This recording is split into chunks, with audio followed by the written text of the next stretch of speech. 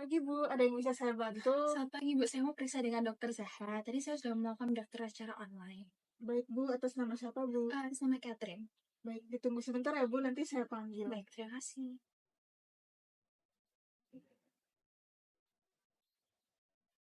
Atas nama Catherine.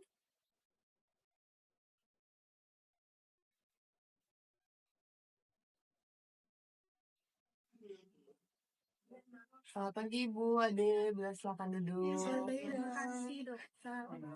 Oke, baik, selamat pagi Ibu Ade. Perkenalkan, saya Dokter Zahra, dokter yang berjaga di klinik pada pagi ini. Sebelumnya apakah boleh tahu siapa yang sakit, deh? Ini anak saya dokter yang sakit. Oke, baik Ade. Sebelumnya apakah boleh tahu nama Ade siapa, kemudian umurnya berapa, alamatnya di mana, dan sekarang profesinya sedang menjadi apa nih? Nama saya Catherine, umur saya 18 tahun. Saya tinggal di Ida Bagus Oka nomor 8X. Dan sekarang saya kerjanya kuliah, saya mahasiswa dok. Oh, nggih, baik. Sebelumnya ada keluhan apa nggih datang kemari? Jadi gini dok, saya tuh merasa ada kayak tonjolan gitu di leher dok. Oh, ada tonjolan. Dari sejak kapan nggih kalau boleh tahu? Sebenarnya saya nggak terlalu sadar gitu, cuman saya baru sadarnya sekitar semingguan ini sih, baru seminggu terakhir. Oh, kalau Ade sendiri pernah punya riwayat penyakit sebelumnya? Enggak sih dok. Oke. Kalau gejala-gejala lain seperti demam atau susah tidur, gitu apakah ada yang dirasakan? Kalau demam sih nggak ada, cuman memang beberapa kali itu kayak susah tidur gitu. Terus karena emang sering keringatan gitu loh kalau malam dok, jadi susah. Oh, nggih. Kalau semisal ada penurunan berat badan atau di rumah ada pelihara hewan seperti kucing atau anjing? Kalau penurunan berat badan saya nggak begitu sadar sih dok, saya nggak terlalu ngecek juga. Cuman kalau misalnya peliharaan, saya pelihara 5 kucing dok. Oh, oke, baik. Akhir-akhir ini apakah ada riwayat bepergian sebelumnya? Nggak sih dok, saya nggak pergi. Beberapa hari kemarin juga apakah sempat melakukan vaksinasi? Enggak sih dok. Saya izin bertanya kembali, mungkin dari anggota keluarga lainnya, apakah ada yang memiliki keluhan serupa? Dulu ibu saya pernah mengalami hal serupa, cuman makanya itu saya khawatir juga saya kan. Oke, baik. Suami saya almarhum dulu juga itu pernah didiagnosis kanker sama dokter. Dan saya takut juga anak saya tuh mengalami hal yang serupa karena setahu saya kanker itu kan bisa menurunkan kanker.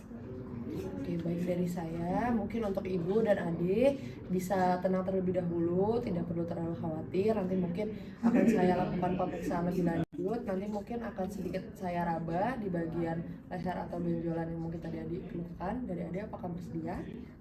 Oke, baik. Jika bersedia, dan adik bisa menempatkan diri di bait pemeriksaan selagi saya mencuci tangan terlebih dahulu. Baik, kemudian saya akan melakukan hygiene dengan menggunakan hand rub 6 langkah.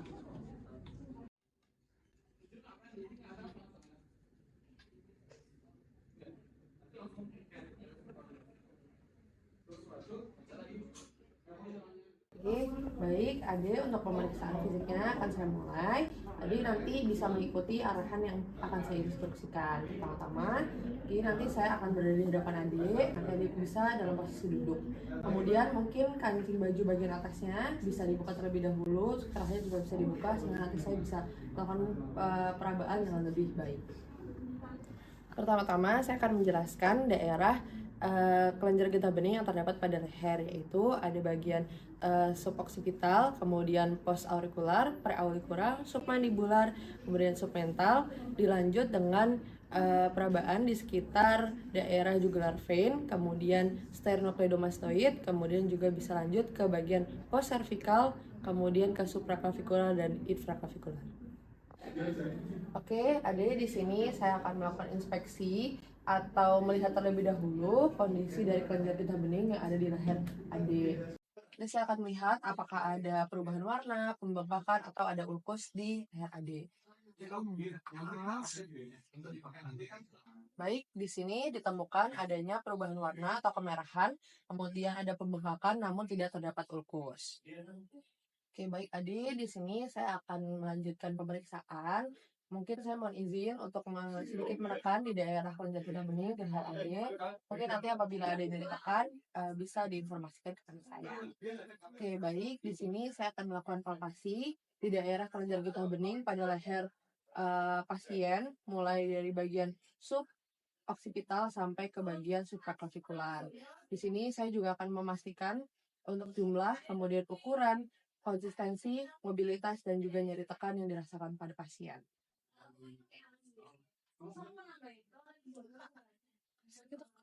Oke, baik. Di sini ditemukan nyeri tekan di bagian preaurikular.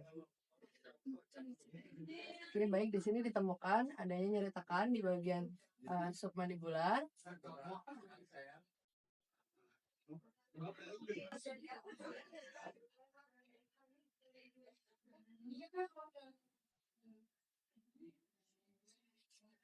Oke, baik Ibu, Ade, untuk pemeriksaannya tadi sudah selesai. Tadi benar seperti apa yang dikeluhkan oleh Ade, ada sedikit pembengkakan di bagian leher dengan ukuran 1 cm. Kemudian tadi juga ditemukan ada perubahan warna, kemerahan. Kemudian pembengkakan kiri itu ada nyeri tekan di 3 regio, di bagian submandibular atau kanan kiri. Kemudian ada di submental atau di bawah dagu, dan juga di preaurikular atau di depan telinga. Nah, nanti Niku juga ditemukan tadi konsistensi dari pembengkakannya itu lembek, kemudian mobile atau bisa digerakkan, mudah digerakkan, kemudian juga ada nyeri tekan. Mungkin dari Ibu dan Adik, saya menyarankan untuk melakukan pemeriksaan lebih lanjut. Dari Ibu atau Kak Adik, ada yang ditanyakan? Baik, jika tidak ada yang ditanyakan, pemeriksaan sudah selesai. Mungkin nanti akan saya buatkan surat permohonan untuk pemeriksaan lebih lanjut. Baik, pemeriksaan sudah selesai. Terima kasih banyak.